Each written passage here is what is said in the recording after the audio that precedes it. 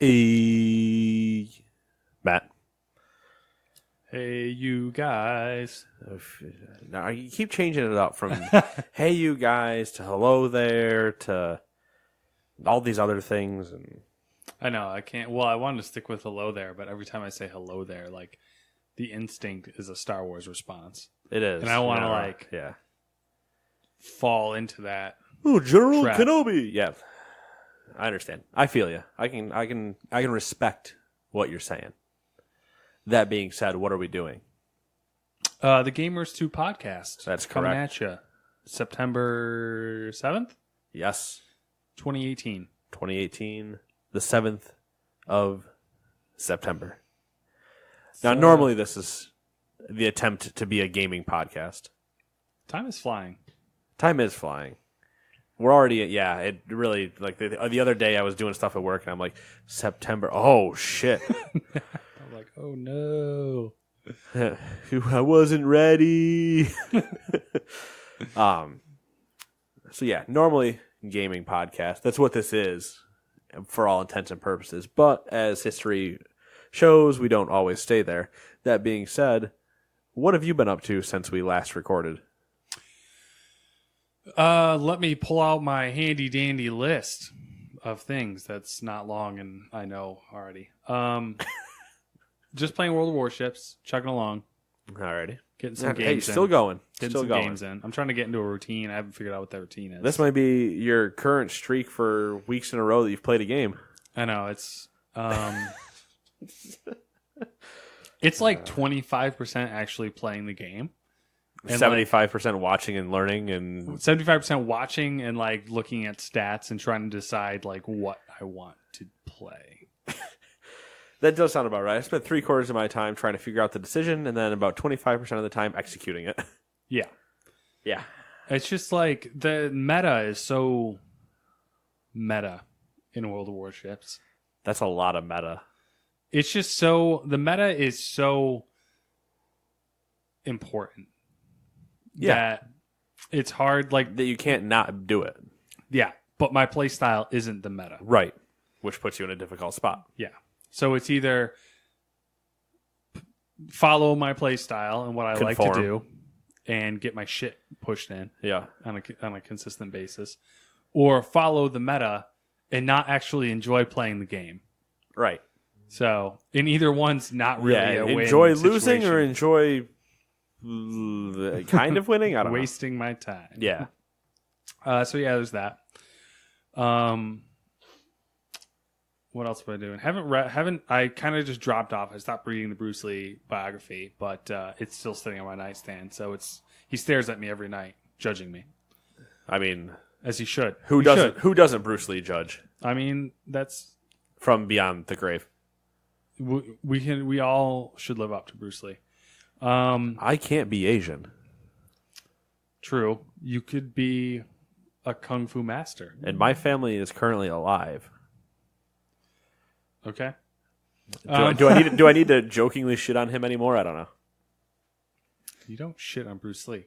Bruce Lee shits on you. Oh, you beat me to it. Watching the volleyball anime still. I'm Third season. Last season. I'm happy. I don't know. It's weird because I can't say that I'm happy that you're watching it because you are an anime person. But it's my sport at this point. This I is guess. the second time I watched it. So Yeah, exactly. That's the funny thing too. It's good. Yeah, because when I snapped you the other night and you snapped me back that you were watching I was lazy because I wanted to snap you like one of the ridiculous action scenes so you could see like what it looks like when they play volleyball. But I was too lazy to rewind it and try to figure out the timing and all that. So I was like, fuck it. Fair enough. You're just getting what's on the screen. That's about how we always snap, isn't it? True. I watched Altered Carbon. 10 episodes. Watched all of it over the course of the week. It was, I don't know. Like, I don't want to just off the cuff say it was good. I liked it. Pacing was the end of it. It seemed like they were trying to get a lot in at the end, or they were rushing it a little bit. Okay. But the concept was really cool. The world was really cool. And it was fun to see them like. It'd be a good. How do I want to say this? I'm having a hard time talking today, but it'd be a good. I can help you with words when I know where you're going. Yeah, but I know, at this point, I don't. It would be a good book, movie. It'd be good to get you hyped actually for Cyberpunk. It's very Cyberpunk. Oh, okay, all right. But the concept of the show is cool, and I kind of want them to do like another season of it. Right. I just don't know if they could do it as interesting with the same characters, or if they just like take that world and put new characters in it. Oh, okay. But that's where I'm at. No Formula One this weekend, so none of that. Fair enough. Yeah. What have you been up to? I've been up to a lot. MLB, but minimal, so we'll keep that throw that to the side.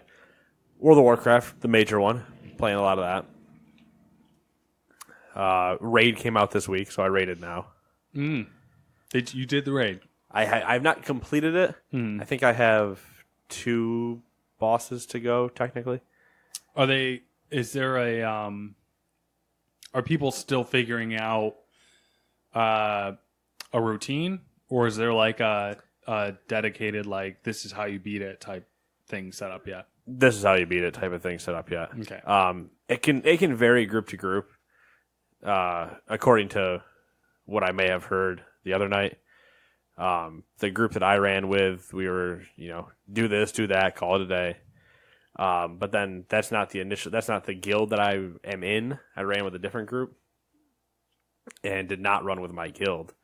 One of my friends ran with my guild even after she ran with us the first time, so she was just going again for practice.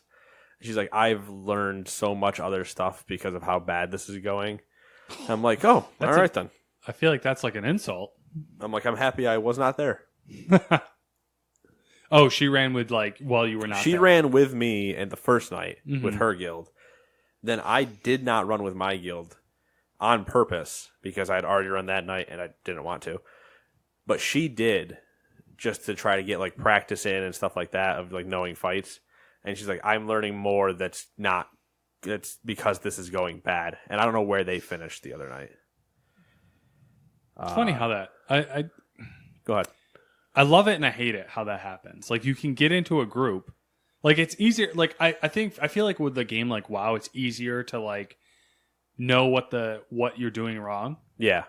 And then say, for example, Destiny, where you're trying to do a raid and you're doing everything right, but it's not working. Right.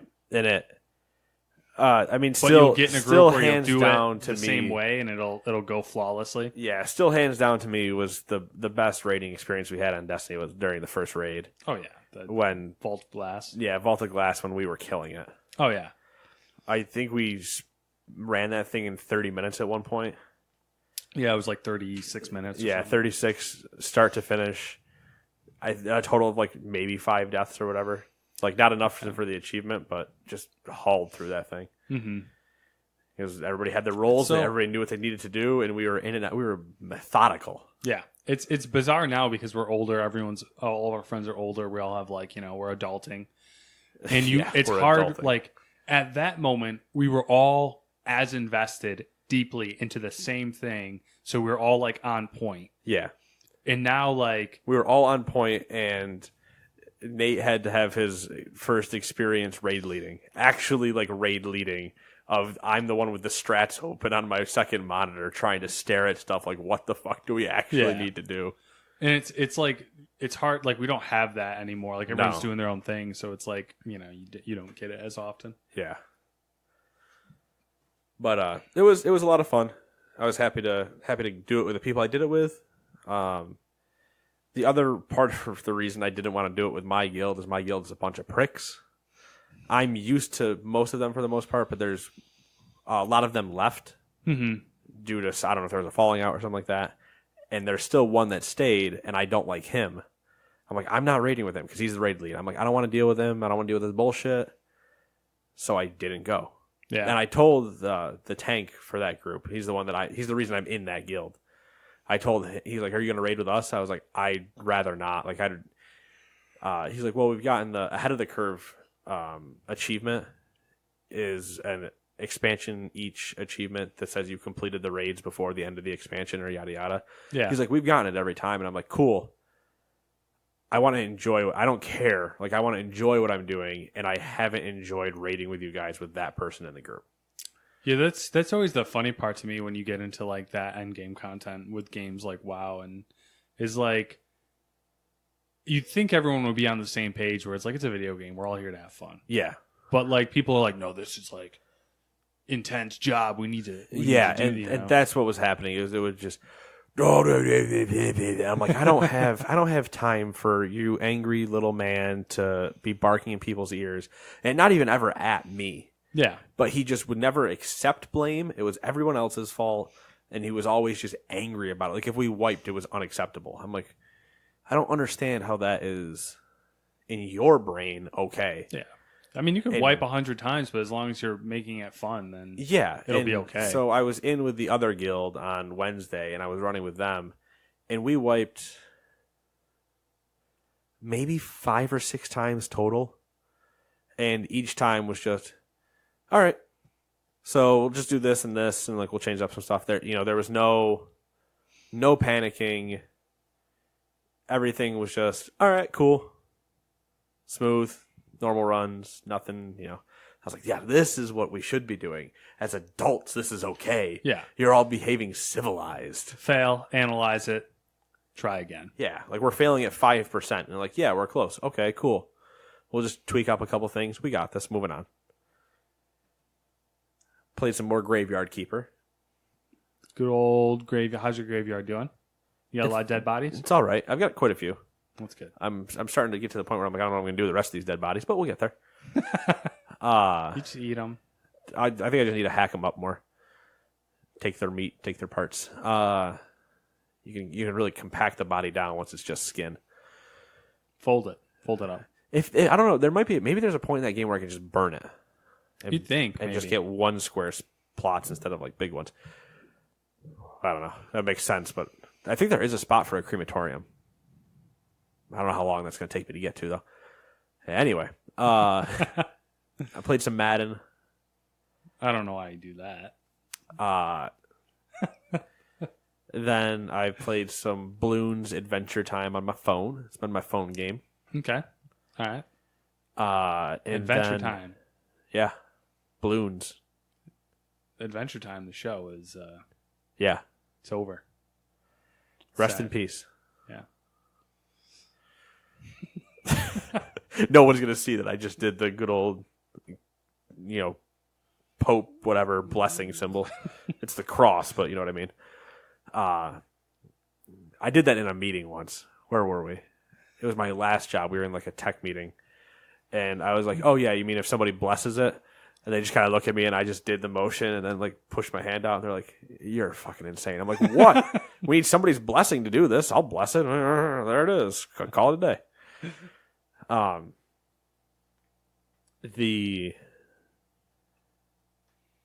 I also have played Spider-Man. You saw that. Spider-Man. Played Spider-Man. like 2 hours, hour and a half. Does whatever a spider can. Anyway, that immediately goes to that Simpsons movie or episode, Spider Pig. I fired up my PlayStation today, obviously, and Wall was all just like people. Like, you know how it gives you that, like, what's happening? Yeah, and everybody's playing Everyone's just playing Spider-Man. It's like, dude, so-and-so unlock this achievement in Spider-Man. So-and-so unlock this achievement in Spider-Man. So-and-so, it's like, oh, my God. I believe it. And then the last thing that I played, not most recent, but the last thing I will mention, is I played the Battlefield 5 beta. That's still going on, right? Yep. It's on there. I got the message. And does it look pretty? Oh, yeah. Yeah. It looks pretty. But does it play pretty? And it plays pretty. Do you like playing it? Yes. No. Do I need a squad? You bet your ass I do. Did I still enjoy it? Yes, I did. I saw one thing on it, one little blurb, and it was basically along the lines of, like, it's slow. Like, the gameplay is slow. Too slow. Slower. Isn't I don't Battlefield always slow? Like, what are they? Is there a COD player that's complaining about it? Because obviously, no shit. And guess what? If that's the case, I'm not going to get into a tirade. I was like, if that's the case, this Call of Duty is going to be even slower than your previous ones. So shut the fuck up.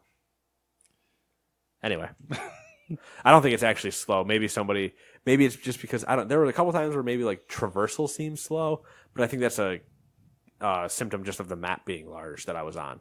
Yeah. It's like, obviously, if That's always been if the map though. is large, it's going to take me a long time to run versus the guy that's in the Jeep driving by me. Yeah, that's always been a thing, though. Like, that's just, that's no shit. Like, that's always been there.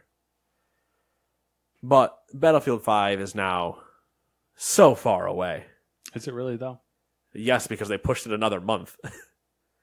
November, right? Yeah. End of November? Yeah, we were in October first. Now we're going into It's November. still pretty close, you think. It's too close. It's still close, but there's certain things in its way. But some of those things, I'm getting to a segue, damn it. Some of those things, oh wait, I can't segue yet. We'll get back to that. Still watching baseball. Soccer's in a break right now, so I'm not watching that. Watch football. It starts up this week. Watch Thursday night. Gonna watch Sunday and Monday. And I'm now caught up on Westworld. Holy shit. I have more questions than answers. And I am now one episode away from being done with Jack Ryan. Watching a lot of TV? Or... Yeah, TV. Okay. Even though none of that's on TV. No, none of it's on TV. Westworld But is, yeah. I guess, But still. All good. Been enjoying them. Check them out. So back to the gaming segue and Battlefield 5 being so far away and me wanting to talk about things that are in its way. Well, guess what? There are new releases that we have, Matthew, this week. Tell me what you're looking at. What? What you looking at? Me? No, the other Matt that I'm doing a podcast with over there. See, he doesn't talk. Oh, fancy stuff. What? Are you on Reddit? Yes. All right. New releases for the week. You let me know if any of these stand out to you. Okay. And you like I am any of listening. them. I know you are. just shopping. No, I'm shopping for things I'm not going to buy because I just bought a giant pair of boots. Number 1, Apocalypse Rider for PSVR. Number 2 is Claws of Fury for the Xbox. Number 3 is Dragon Quest XI, Echoes of an Elusive Age for PS4 and PC. Number 4 is Destiny 2, The Forsaken expansion, PS4, Xbox, and PC. Number 5 is God Wars, The Complete Legend for Switch. Number 6, Ninja Clash of Carrots for PS4, Xbox, and Switch. Number 7, Planet Alpha for PS4 and Xbox. Number 8, Moonfall Ultimate for Xbox, PS4, and Switch. Number 9, the Battlefield 5 Beta. Number 10, Broforce made its way to the Switch. Gone Home made its way to the Switch. Hyperlight Drifter made its way to the Switch. Number 13, Kentucky Robo Chicken for the Switch. Number 14, Spider-Man for the PS4. Never heard of it. 15, NASCAR Heat 3 for the PS4 and Xbox. Number 16, NBA 2K19, PS4, Xbox, PC, and Switch. I believe that is the Prelude, or that's actually officially out now, one of the two. Might just be the gold version. Number 17, NBA Live and 19 for PS4 and Xbox. That might be the one version, or the one edition. Number 18, Out of the Box for Xbox, PS4, Switch, and PC. Is there a reason why it's like... Because I only had Xbox, and then I copy and pasted from somewhere for the other three platforms, and it didn't change its formatting. So what I'm referring to, for the people who are obviously... You can't watch this, so the people who are listening, obviously all of you. Even if you watch the formatting's different for part of the... Here, camera, you take a look at this. This part right here, it's over there, by the way. Anyways. Ignore. The formatting's different, and it's been driving me nuts. But like I assumed you did it on purpose. I thought maybe you did it on purpose to like remind yourself of something, because I do that sometimes on here. And I've just been like, I just stare at it, and I'm just like, I want to fix it. You could have just messaged me and been like, "Do you need me to not fix this?" You could have fixed it. Yeah, Anyway, whatever. number 19, Siggy, a fart for Melusina. That's an interesting name. Yeah, it is. PS4, Xbox, and Switch. Number 20, there's a new Yokai Watch game for 3DS. 2 versions, as always. And number 21 is SNK Heroines for the Switch. It's a fighting anime game of all chicks. So you can pretty much take every stereotype you think is true, and it is. All right. Nice. Noise. All right. No ice. Who's starting here? You are. Okay. First, on our list of flashy news headlines. Flashy news headlines. Yeah. Pizza's really kicking me in On the gut. on our next segment of Flashy News Headline. Spider-Man for PS4 came out today. 2 rave reviews. On Metacritic, it currently sits at 87 out of 100, with its user score being 8.5 out of 10. Some of the reviews, IGN 8.7 out of 10, GameSpot 9 out of 10, Game Informer 9.5 out of 10, Forbes 9.5 out of 10. I still never understand Forbes. I don't care how many times I see it on these lists. Fortune 500 companies, video game ratings. Okay. Yeah, I noticed they started doing games coverage when the first Destiny came out. And I mean, it's been all right. that's the thing. For the most part, their coverage has been good. So I'm like, I'll check. It hasn't been me complaining about an ESPN article that doesn't mention Dota. So, well, that's the thing. Is like the reason why I like Forbes content so far, as of what I've seen, is that the people writing it seem to be actually playing it.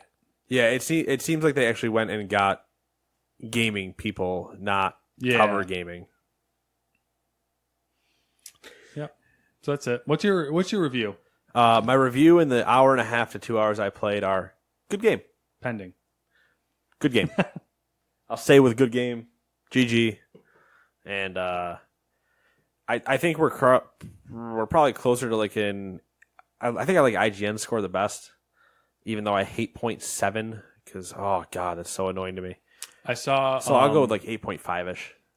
The lowest score that I saw, and I didn't look for the lowest score. This was just the first one Right. that I saw that I noticed was 60 out of 100. I think that's too low. I wouldn't go lower than an 80 out of 100, but that's at an hour and a half in. So we'll see. So the Metacritic score is probably on point. You said. Yeah, I think it's actually pretty close. I think the guys that are like 9.5. Like the game's good and it's really pretty and stuff, but I think it's hard. They for me to believe. almost might be too happy with Spider-Man. Yeah, that that's there's what I a think. successful Spider-Man game versus what we've had before. It's hard for me to imagine that it's going to be like as good as like some of the other masterpieces that have come out in the past couple of years. God of War. Yeah. I mean, there's your immediate like God of War, which I haven't played. Zelda. Yeah. That type of stuff. Mario. Last of a list of titles. Crackdown. Oh wait, that's been delayed into Shenmue 3. Oh no. Wrecked. Boom, got him. All right, number 2. Yeah, 2. Tiny Build. My boys over at Tiny Build, one of my favorite publishers. They're in like the top 5, I believe. Yeah, top 5 publishers. Do you want to ask? I'll save it for later. Okay. Tiny Build seems to have been pretty active this year at PAX West. They announced 5 new games as well as a few other details about already announced games. And outside of the new games, most of the news was about pre-order availability and alpha tests and all that other fun stuff. And a release date or two, so we'll just kind of skip over those. You can go find more of those if you want to from any other source that's reliable that's not named me. Let's go ahead and take a look at the new games that they announced. What? Nothing. I'm just hanging out. All right. Hellpoint, a dark sci-fi action RPG set in the aftermath of a massive quantic cataclysm. You play as a mysterious, ghoulish character whose intentions are entirely determined by your decisions. We watched the trailer before we did this. It looked Dark Souls-esque. I don't really know if that's like the dying mechanic, but it was a I third also person. Yeah. That's what it thought. It's what it reminded me of. Like sword and board, like melee. Combat, kind of. There wasn't like a, just roll around, dodge the ground all the entire time, but there very well could have been. The next game is Hello Neighbor Hide and Seek, a prequel to Hello Neighbor. Experience playing a game of hide and seek with your brother as you both deal with the loss of a family member. Spoiler, your mother. The game explains events that lead up to the original stealth horror hit, Hello Neighbor. Looks so depressing. Yeah, the trailer was all really good and stuff right up until it got really dark. Yeah, it kind of like, I feel like if we finished Hello Neighbor, it'd probably also Make more sense? get dark. Yeah, well, because the kids aren't there in Hello Neighbor. Yeah. So maybe they're dead. And like They played hide and seek forever. the rooms that are locked that you break into are like the kids' rooms. Yeah, and all explains like the crazy playhouses and stuff. And yeah, guys lived a fucked up life. That he has number 3, Undungeon, a beautiful and complex action RPG pixel art game with a rich background, immersive story, and 7, count them 7, unique characters. Looked interesting. The trailer was 4 minutes and some odd long, and I was like, I don't have time for all of this. Too long because it was very slow and just voiceover basically. It looked like a roguelike dungeon crawler. You die as one character, you have to come back as a different one. Eventually, one of you has to finish the game situation. There's no permadeath for that character. I just don't think you can use it. The way they're talking about it sounded like you can't use that one back to back. You have to switch to a different one. Mm-hmm. So whatever. I'm going to skip a game. I come back to it. The next game is Pandemic Express. Welcome to the new kind of first-person shooter where survivors are escaping on the train from hordes of zombies. It sounds like, Matt? What'd I say? Cabinery of the Iron Fortress. Do you remember that? Yeah, because all I can hear whenever I see that is the theme song. Yeah. And I can't sing it because it's all in Asian. Obviously, we just watched the trailer. Yeah. Does not look like that game at all. No, not but at if all. you read the description, yeah, kind of seems like that. It's definitely a first-person shooter. I believe it's multiplayer. It looked like it. Because it was hard to see what was going on exactly, because it almost seemed like you were playing like both roles at one point, because he flips over, because that's what the hands change were. Mm-hmm. He was also playing the enemy at one point, so that's why I was like, I'm assuming it's like an infection style, where there's a few of them, and there's more survivors, and then as you get hit, you switch, while all, yada yada. Interesting. Yeah, it looked cool. Like the world and like the way you traverse the world looked interesting. It looked, yeah. But the gun was freaking me out. What was freaking me out was the amount of no-scopes that were trying to happen with a sniper rifle. And the guy's not even down sights. He's pulling the bolt out every... Yeah, but it was on the wrong side. Right, it was on the wrong side. It was freaking me out. But it's also... There was also no crosshair. Yep, no crosshairs. So I'm like, you are just literally... You're doing the equivalent of taking your gun and throwing it and hoping you hit something. The bolt arm was on the wrong side there. It was like a left-handed gun. Yeah. And it was a straight pull. Which was weird. The weird part too, though, is it was a left-handed gun, which would have been one thing, right? Yeah. But he's using it on the right side of his body. That's the part that was really more frustrating to me. Yeah, it was weird. It was definitely weird. And then the one that I would be the most excited for out of the 5, Swag and Sorcery.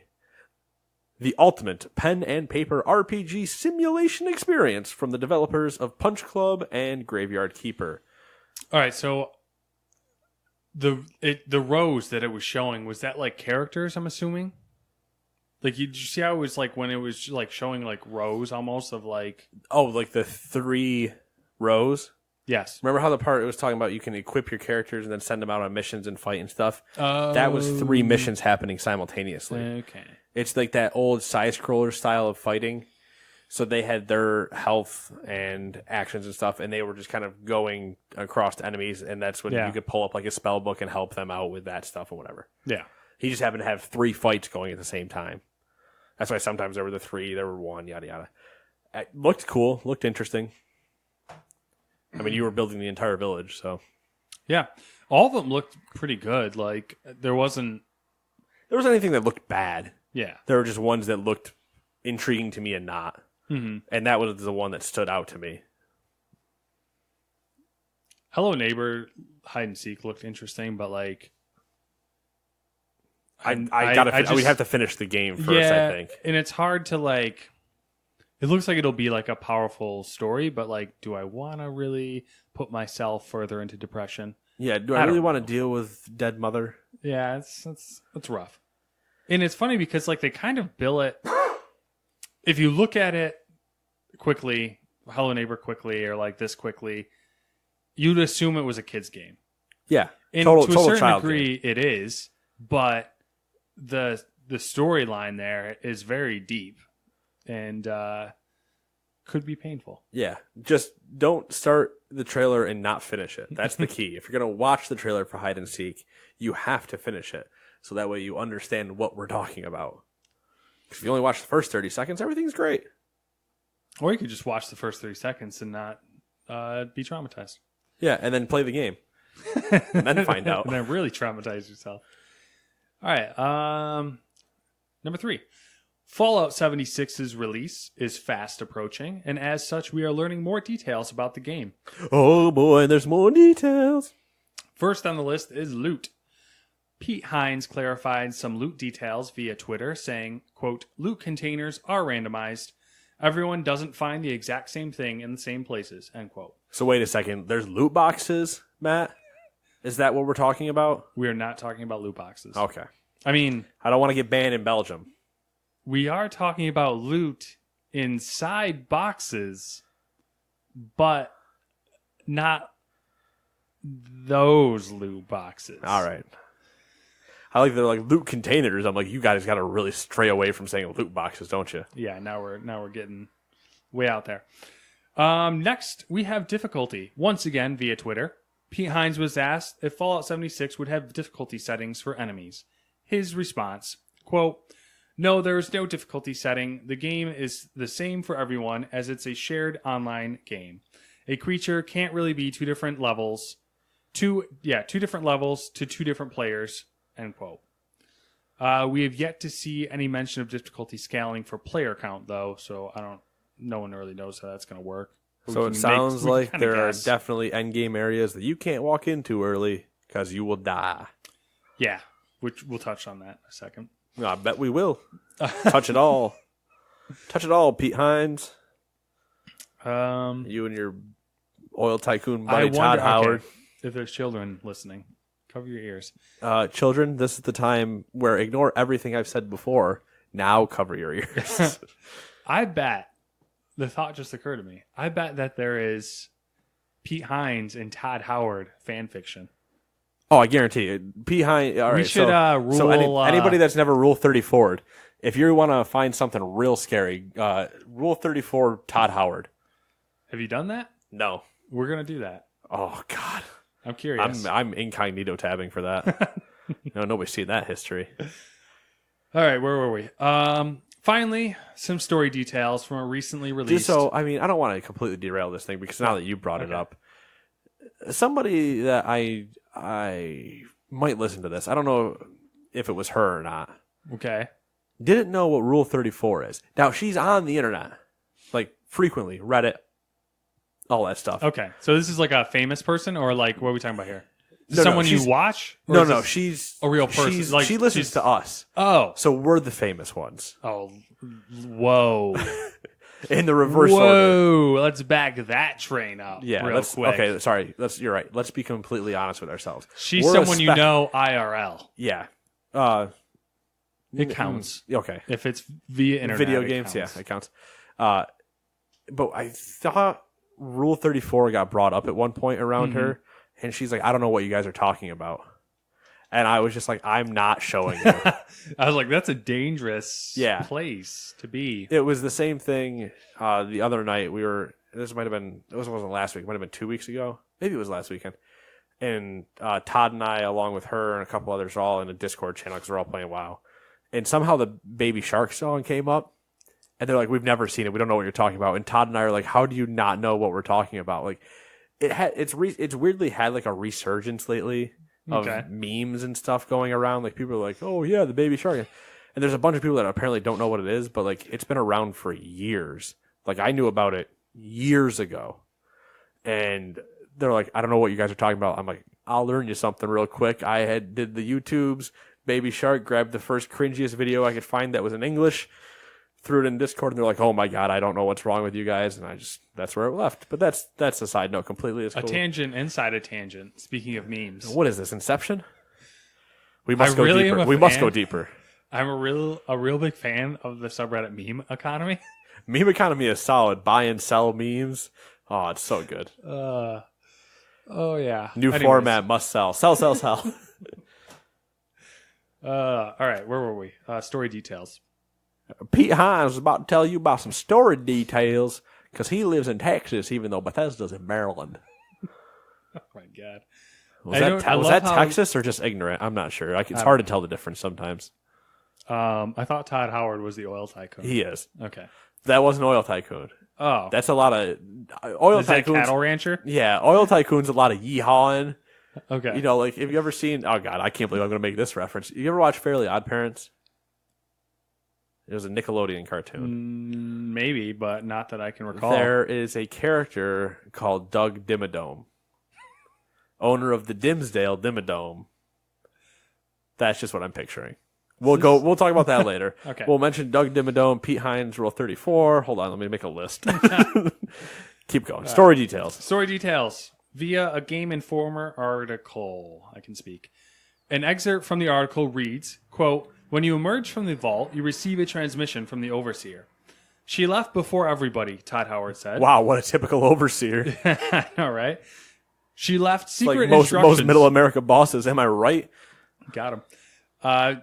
She left secret instructions for you, and that's kind of the jumping on point for what we call the main quest, end quote. The article does go into more details about the story, but I left those out to avoid spoilers. The Game Informer article is a wealth of info on Fallout 76 that we could probably spend the whole podcast on, so check it out if you want to know more. A few more quick details, though. Groups can only be up to 4 players, which we kind of knew most of this, but... Yeah, I think that was alluded to in the trailer. Yep. So groups max out at 4 players. Maps max out at 24. You can fast travel to any one of your teammates. And there's 6 regions that vary in difficulty. There's also no level cap. Right, but there was the discussion that you stop earning... Yeah. You can cap out skills by like whatever it was. And then, 50, I think. Yeah. Number Quattro. CCP Games, the developer of EVE Online, is being acquired by Pearl Abyss, the creator of Black Desert Online.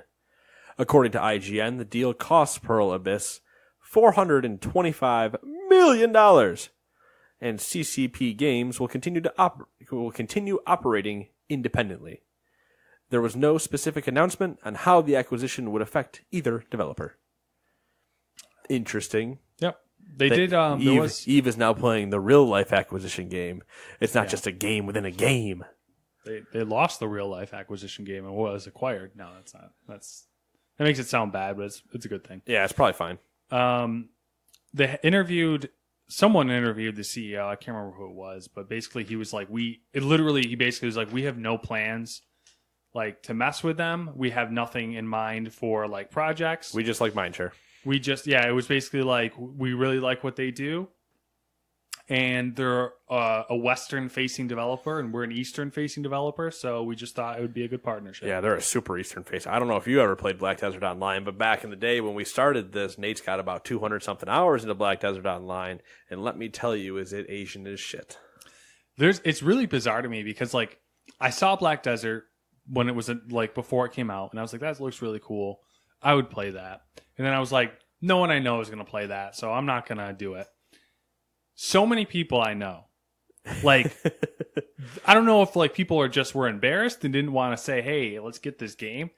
But like not a ton of people I know, a few people I know. I played free. Got the game and have played it like in the closet, basically. Or I paid for $10, one of the two. And we're like, oh, it's great, but it's just it gets boring after a while or whatever. Yeah, pretty quickly. I mean, technically, yes, I put 200 hours in, but once you reach the level, you're just kind of like, you can reach I think it's 55 real quick, and then the next 5 are a fucking grind, and you can lose progress too. So it's like, I just would rather die. But yeah. All right. Number 5, THQ Nordic is continuing their buying spree by announcing that they have acquired the kingdoms of Amalur. Is that how you say that? Yes. Right? Kingdoms, or Amalur might be. I don't know, whatever. Might be less of an American A. Amalur? More of a European A. I don't know what that means. Amalur. That's okay. Whatever you We're say. not American. We're American. Okay, difference. that's- Technically, that we don't pronounce the A. We're American. Kingdoms of Amalur Reckoning, intellectual property, formerly of 38 Studios. The details of the purchase are not known, but THQ Nordic specifically mentioned that it includes the MMO Amalur, a project codenamed Copernicus that was never released. THQ Nordic purchased THQ Name and a number of its IPs. A number of its IPs in 2013, and this year also purchased Coach Me. Oh my god, we're gonna have to like. Do you want to redo this entire one? I should have brought some alcohol with me. There's a lot downstairs. Where was I? Want me to go get you some? No, I'm good. Maybe afterwards. Anyways, THQ Nordic purchased the THQ Name and a number of its IPs in 2013, and this year also purchased Koch Media, which included even more original THQ IPs. And about a month ago, they also purchased Time Splitters IP from Crytek. THQ is dead, but it's not. It is definitely not dead. My favorite part is that it's not THQ, but it is THQ, but it's not THQ. It really is. Like, you could go like deeper into it, and it's like even more ridiculous. It's super ridiculous. But yeah, that was fun.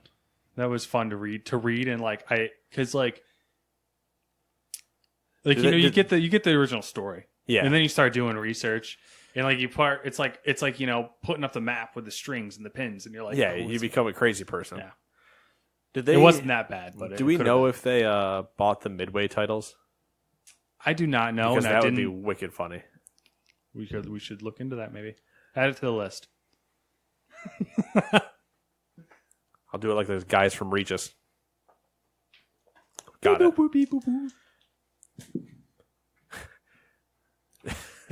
What was it? It was. What was the call out all the time? Something check. Why am I forgetting it? I don't know. Why am I forgetting an inventory scan? What do they always yell? SKU check. SKU check. That's what it was. SKU check. There's anybody that's ever worked retail and had to deal with those guys. There's some nightmares for you. Quality people. No, they're not. Number 6. There was a Nintendo Direct planned for yesterday, September 6th, but it's been delayed due to a 6.6 magnitude earthquake that struck. Oh boy, that struck Hokkaido, Japan. Sorry for blasting your eardrums for that one, but it was worth it. That being said, the gears were already in motion, so we know some announcements that would have been made in the Direct presentation. Final Fantasy XV Pocket Edition is coming to Switch. That's the one I think is on the phone. The Xbox and PlayStation versions are available as of yesterday, September 6th, and releasing soon on the Switch. Capcom released a demo for Mega Man 11 on the Switch out of nowhere yesterday, and also 2K Games has announced Civ 6, which will be releasing on... has announced that Civilization 6 will be releasing on the Switch November 16th. I had to roll myself back, and I was reading way further into that. Listen, I've already taken the crown this podcast. Oh, I'm not trying to. Fuck-ups. I'm not trying to take that. I'm not trying to dethrone you in that. Yeah, it was interesting to read, and then there's a little thing because the N fell off of the Nintendo headquarters because of the earthquake. So that was on the internet. That was the thing. The most thing I'm intrigued in there to try to figure out is how Civ is going to run on a Switch. I was wondering that. Yeah. And it said something like it's including 4 new what is Civ called, I think? Expansions? Are they campaigns? Or like I mean, they're expansions. They're like They're DLC. Is that what you're talking about? Or are you talking about? No, I think they were like play modes or something, like modes maybe or maybe something. they're modes. Are they countries? Yeah, it sounded like it. So they're adding in like another country. So they're adding in another playable country. There was like 4. Yeah, so they could just be adding in 4 more countries. Yeah, that you it can was- play it was as. Like kinda- four I think- leaders. I think Austria was one of them. Could have been. I don't know. It'd But be really funny if you're playing as Franz Ferdinand Archduke. originally, when I read the article and I was looking into it, I thought that the Civ 6 was only going to be those 4.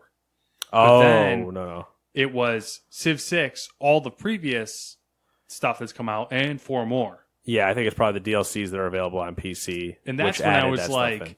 how is that going to run on a Switch? I still don't know how it's going to run. Just like the strategy. I don't know. We'll see. I don't know how it runs on console. I don't know how it ran on console. The 5, 6, and Beyond Earth, I don't think were ever on console. I think 4 might have been. Mm-hmm. Well, I don't know. We'll see. Yeah, that'll be interesting for sure. Number 7. Most gamers know that Netflix is making a Witcher series, and now Netflix has announced that Henry Cavill will play Geralt of Rivia. Is that how you say that? Geralt. Geralt. Yes. The white-haired dude. Jif. Henry Cavill is best known for playing Superman as well as starring in Mission Impossible Fallout. What do you think? My favorite Photoshop that has happened so far is in Witcher 3. There is a scene of Geralt in a tub. And it's it's like one of the old like big metal wash basins. Yeah. And his legs are up. It's like you're looking at him from his feet. So his legs are up over the side. And then the next shot is like midway up his chest to his shoulders, and his arms are like around the outside of the tub. And they took Geralt's face off and put Cavill's there. And it was pretty good Photoshop. Yeah. There was I'm all right with it. Yeah, the internet had mixed feelings on it. It was I liked the idea of either the initial immediate thought is everybody wants Mads Mikkelsen Yeah. because of that fan one and everything like that he has been in, and it looks good. Yeah. I think Henry can do it just fine. Yeah, I thought The accent I think is going to be the hardest because it's not like American English. It's more like a European hint to it. you know Henry Cavill is English. Right, I know he technically is English, but it's not English either. It's more like not Norwegian, but like Scandinavian-ish, Okay. kind of. And to my ear for languages, which is that to say that if I hear somebody speaking one of the languages in Asia, I call them Asian, and I couldn't tell you where they're actually from, but you know what I mean.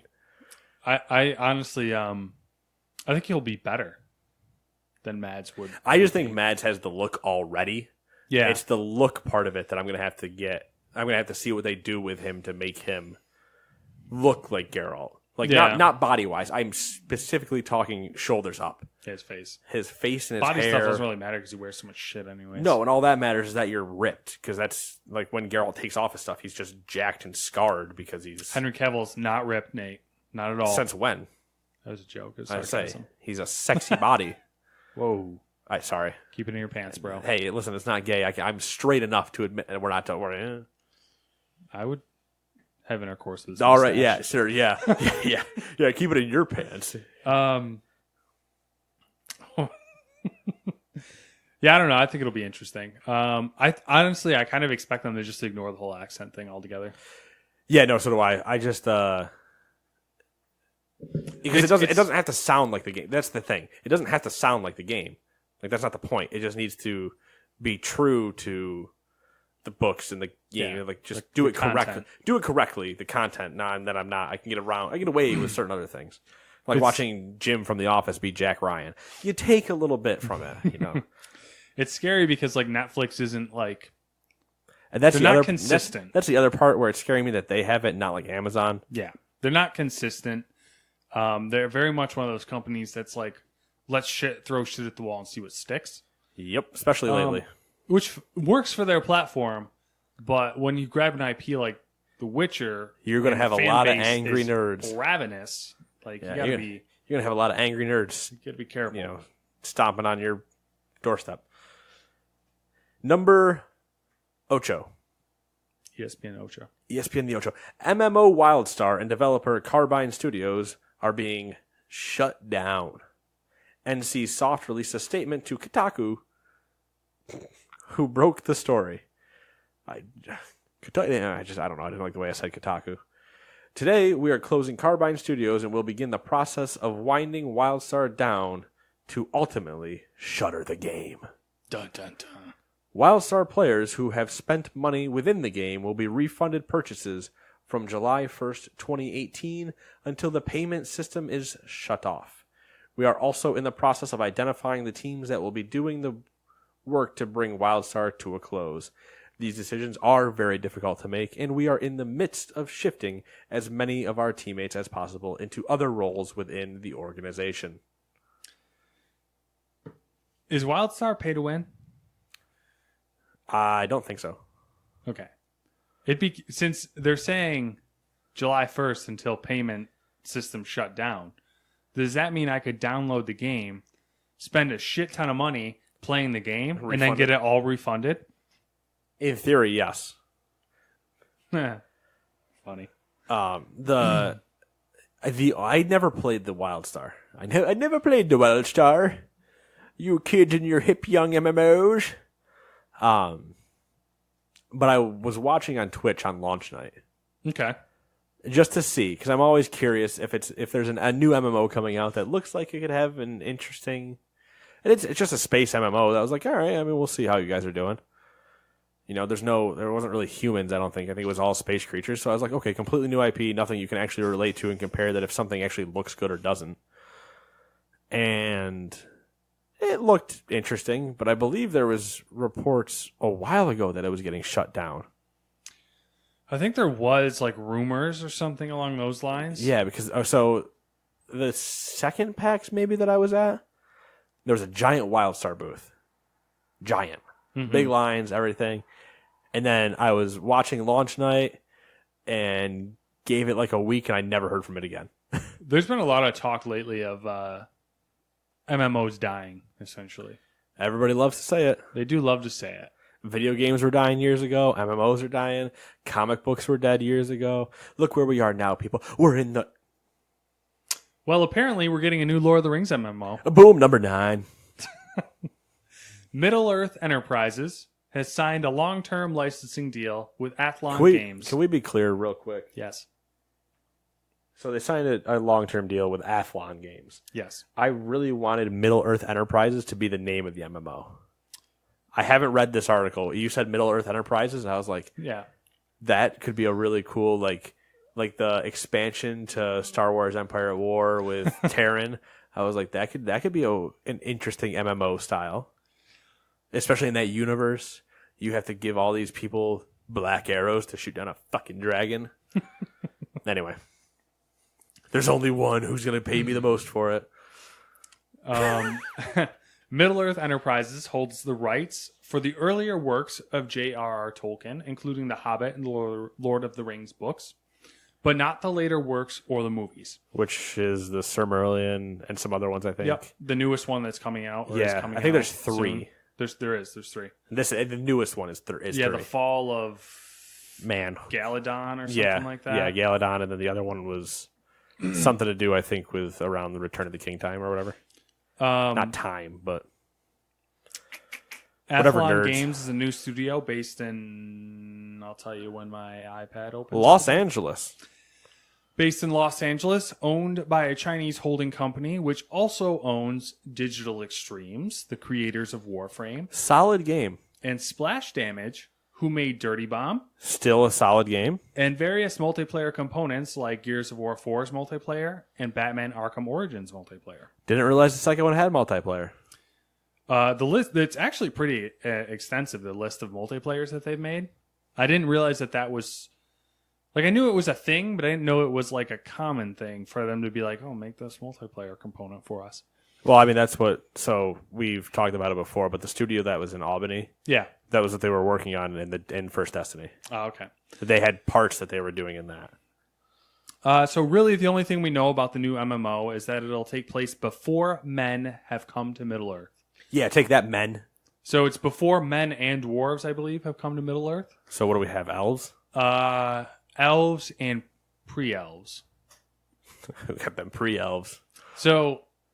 I don't want you to go that nerdy on me. Okay, we won't do it. You can go a little bit nerdy, just don't go all the way.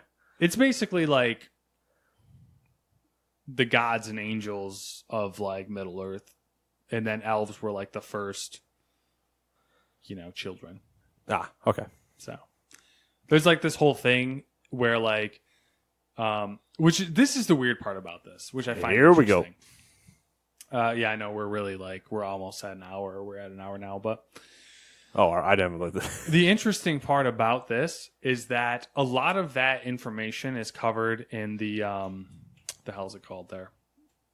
The Silmarillion? Silmarillion, yes. So I'm not sure like how that's going to work. So they said it's a prequel essentially, and that they're basing it, but they only have the rights from the Lord of the Rings and the Hobbit books and like his earlier works, which that's basically it. But they're like, oh, there's, appendices in the books that include some of this stuff. And I'm like, you're going to do a whole game on that? Like, yeah, but I mean, that they stretched certain books into 3 movies. They'll be all right. Yeah. They did not. So that's the other thing that was interesting too, is how the licenses are chopped up. Yeah. It's a goddamn mess. Yeah, it's going to, I'm intrigued because unlike Elder Scrolls Online, I can get into the Lord of the Rings universe without like killing myself. Yeah. So I mean, we'll see. The first thing that comes to mind though is when they say that so they have the people that work on Warframe. I'm like, perfect, it's free to play. Yeah. So would be my thought. That's not what it says. They did make a point to comment on whatever the holding companies called their experience with free to play game systems. Yeah. So. Because Dirty Bomb, also free to play. Yeah. Now, there are money systems in both of those, but those are both good games. So we'll see. The only funny thing is when they're like, yeah, we have Dirty Bomb and Arkham Origins and Gears of War. I'm like, there's not guns. I mean, there are, but there's not, really guns in Middle-earth. We're all magicians here, people, and fighters. Crossbows, maybe. Yeah, but other than that, all right. All right, so listen. I did you a favor on this one. On this next one? Yes. Oh, okay. Next to the Chinese city I'm not stopping. Come on now. is how you pronounce that said Chinese city. You got it? Okay. I mean, yeah, I got it, but really? Yeah. All right. Some of those I would not have I thought. hope that's how I would write it if the way I want to pronounce this. We'll see we'll see. I just want to be all right. You know what? I'll clarify it when we get to the first one. Number 10. A while ago, we talked about new teams coming to the Overwatch League, that there was potentially a while ago we talked about new teams coming to the Overwatch League, and that there were potentially room for up to 6 new teams on top of the 2 that we knew were definitely joining. Well, it looks like the best case scenario did happen. Blizzard has confirmed that the new season will have 8 new teams. Vancouver, Toronto, Paris, Washington, D.C., and Atlanta are the U.S. teams. Washington, D.C., and Atlanta are the U.S. teams. Obviously, the first 3 I mentioned are not from the U.S. Yeah, just the way that ran together. I was like, wait a second. Paris, Vancouver, and Toronto aren't from the U.S. We'll talk about that later. So, now I want to be clear. You wrote Hangzhou. Hangzhou is how you say it. Okay. I would have wanted to say like Hangzhou. By the way, Hangzhou or something. We annexed Canada, so it is. Oh, it's just part of the U.S. Okay. Yeah. See, I would have wanted to say like Hangzhou or Hangzhou. Yeah, I looked them up. All right, so Hangzhou, Chengdu, and Chengdu. Oh, it's Chengdu. Yeah. All right, so Hangzhou, Chengdu, and Guangzhou. Guangzhou. Guangzhou. Yeah. Okay. In case you're curious, if you want to get more Nate pronunciations on these, Hangzhou, Chengdu, and Guangzhou is how I would.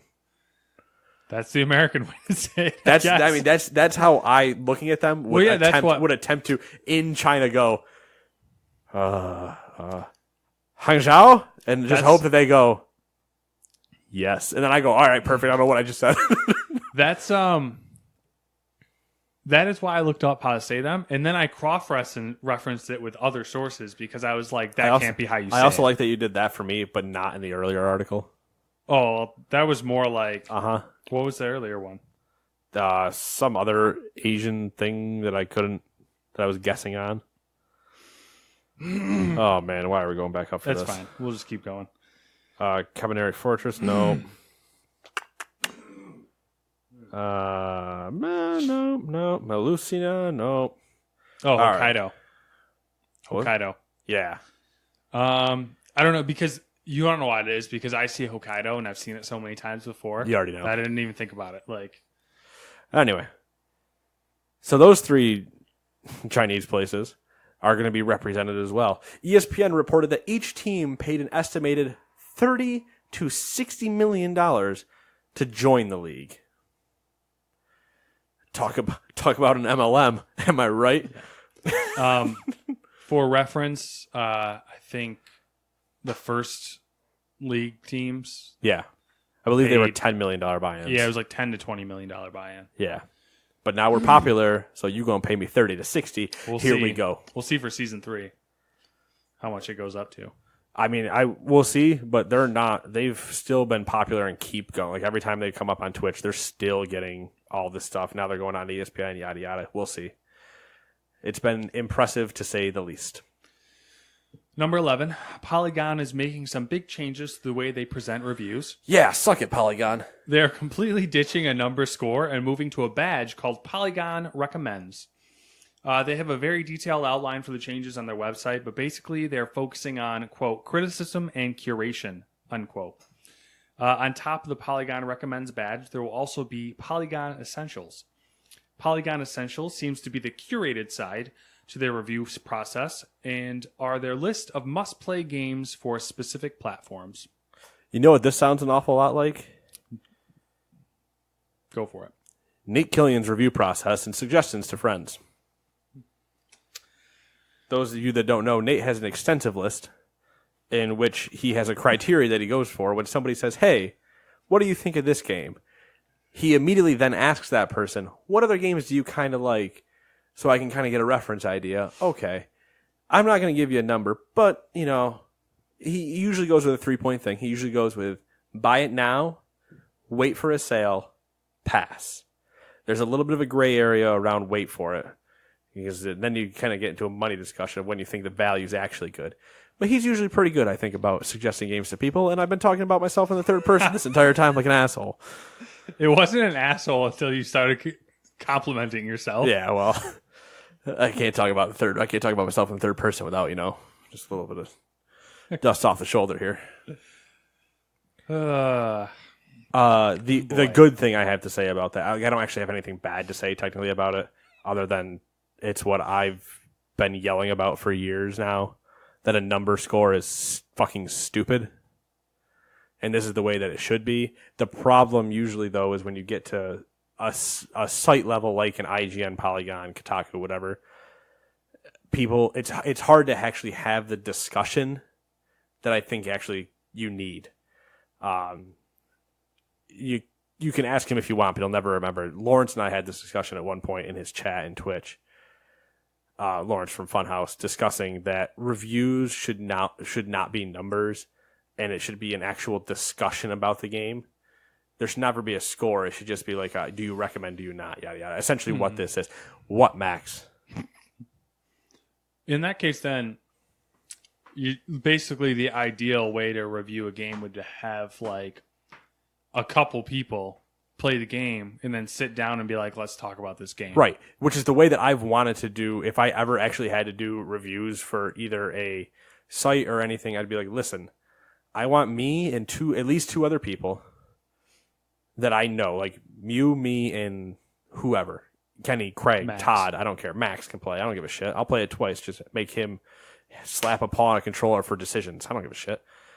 And be like, okay, now that we're here, we're going to sit down and kind of have like an article discussion. Essentially more of just like a, what's the word I'm looking for when you see interviews in text? Question and answer. Yeah, but there's a... It's an actual transcribed. Yeah. Like our conversation would just be transcribed, but there would also be like a video at the top of the article.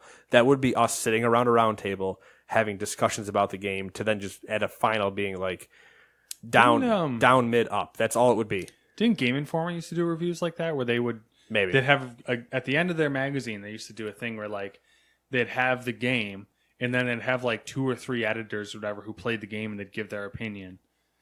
And I think they used to a while ago. I mean, I have a ton of Game Informers upstairs from years ago. We could take a look, but they would kind of comment on each other's like sometimes opinions on it. But I want it more in like the video, like us sitting and just conversing, and then it's the 3 thumbs method: pass, wait, buy now. Can we do it with like little signs or something? Oh yeah, we can do it exactly with. We'll make 3 paddle signs. We'll get good old those wide like tongue depressors, and they'll get a paper circle on it. Yeah, and it just be da da da da da da da. Yeah, that'll be all this. We can do anything we want. I have enough rooms in this house to build studios wherever we want to. I don't see a cat habitat in one of these rooms. All right, you kidding me? That's what he uses this for. You monster. He uses that room for that. He just goes to the 3rd floor and disappears. All right. Number 12. Valve has released a progress update for Steam via the Steam blog that included some info on one of the most annoying aspects of browsing game pages. This is from the Q&A section. Quote from not me, but I'm going to read it like an angry internet person. Why do you keep asking my damn age throughout the store? End quote? That's just the question. Okay, so that's the question. Now here's from Valve. We're with you on this. Unfortunately, many rating agencies have rules that stipulate that we cannot save your age for longer than a single browsing session. It's frustrating, but we're filling out those age gates too. That was nice. It makes sense. Yep. Unfortunately, it makes sense. But good, it makes sense. Yeah. Yes, it's annoying, but it's also good that they're not just saving your data the entire time. Yep. Oh, shizzle. 13. Or at least not admitting to saving your data all the time. Bingo. We're running long, so I'm not really going to do 13. But 13 we're not running that long. You're all right. Well, I'm going to abbreviate it anyways. Basically, It's not gaming news. Google's this finally... is what I got pumped about, by the way. Really? I was skipping down. All right, fine. I'll just read it. Not really game news, but Google has finally released a dark mode for YouTube on Android. Oh my God, thank God. Being Google, they couldn't give us exactly what we would want. Instead of being a pure black theme, it's a dark gray, so no added battery benefits for AMOLED AMOLEDs. I love that they just have to be so fucking difficult about it. Yeah. But thank God now I don't need to blind myself when I'm alone in bed just staring into blackness. And I'm like, I wonder what a YouTube video I should watch is. And then it's just, my eyes start bleeding and I'm bloodshot now. Downside is that I immediately went looking for a dark mode for the Chrome browser on Android. But why for the... yeah. But they didn't add one in. The fact that that dark mode is not just an overall, like... Yeah. Dark mode needs to be enabled in everything. On a phone, tablet, screen. I don't need to see white every 10 seconds that I'm just blinding. I'm the equivalent of staring at the sun in the middle of the night if your phone goes off. Yeah. I've taken full of everything I have is in dark mode. And everything I can is in dark mode. I also have my my phone set up with the timer to put on the night light. Ah, yes. And I have it set to be like really accurate. So it's like I usually go to bed or like I'm going to bed physically up to my bedroom around midnight. So it turns on at midnight and it turns off at 6 a.m. So it's boom, boom. Deal time. Deal time. All right, we'll do that. I don't know if we don't have to. There's only one that we're going to call it that's new this week. Everything else is still the PlayStation Plus games, Xbox Gold games, and Twitch Prime that we called out last week. But this one is the new monthly bundle from Humble Bundle for October. So the September bundle is officially ended. If you want to see what was in the September bundle, you can go to humblebundle.com, look for that. There, I don't remember what it was, but there were the games I was always talking about, plus a couple others. But that bundle is now gone. Now the guaranteed one that you will get in October at the moment is Overwatch. So for $12, you can get Overwatch. And as far as I'm concerned, that's a pretty damn good deal. A Meshu. Oh, shizzle. I was just checking out everything else. Yep, I am about to double check some stuff. So if there's anything you want to bumble around about, go ahead and think about it for about 10 seconds. Well, they got summer sale going on right now. They do have a summer sale going on right now. So if you want some cheap games, you can head over to humblebundle.com again and click summer sale. Doom is $10. Doom is a great game. Yeah, $10 is about as cheap as you're gonna get it. Yeah, that's pretty much exactly right. Let's see here. Dead by Daylight's $10.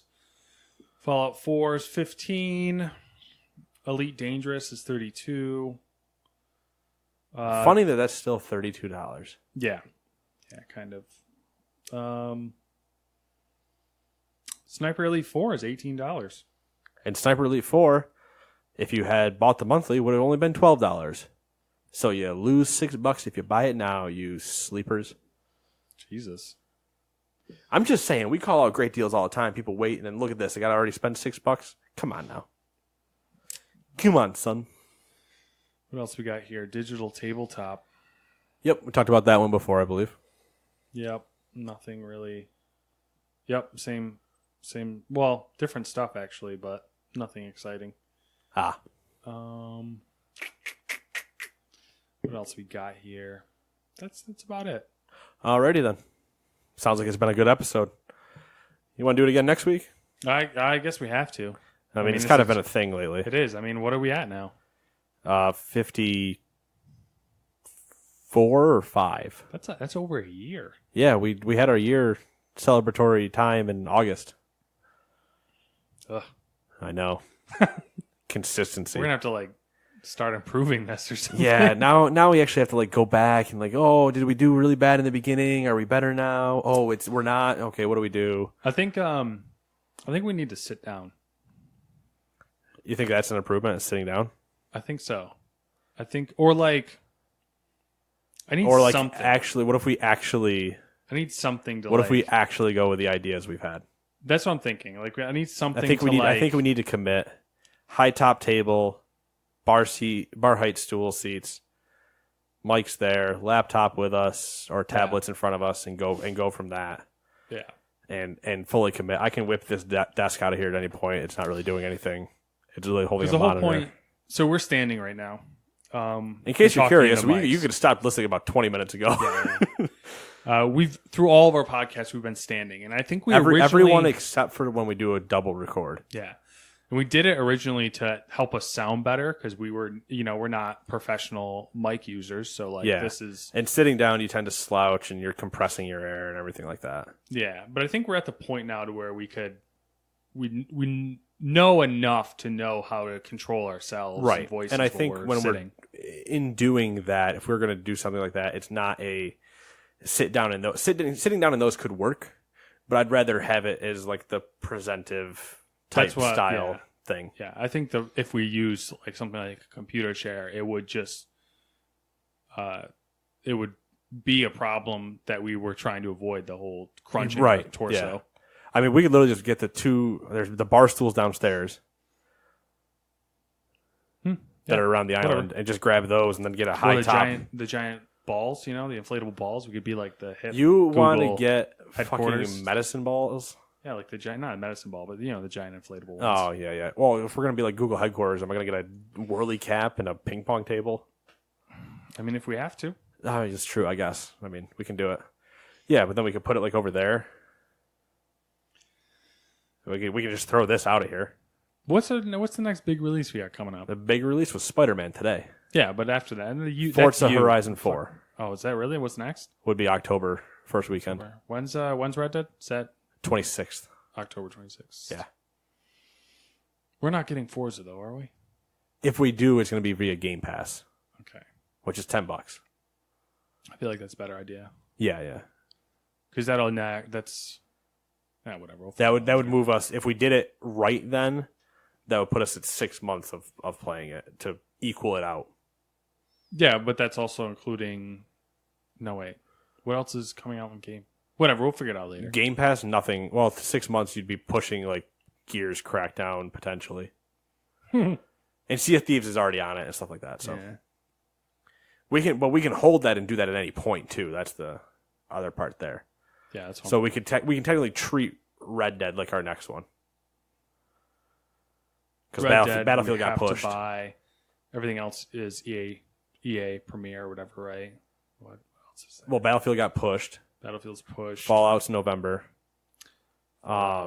Assassin's Creed is a December game for me anyway. Mm-hmm. Tomb Raider is soon. I haven't even finished the Mario Party is soon. Not my problem. Pokemon is November. Not my problem.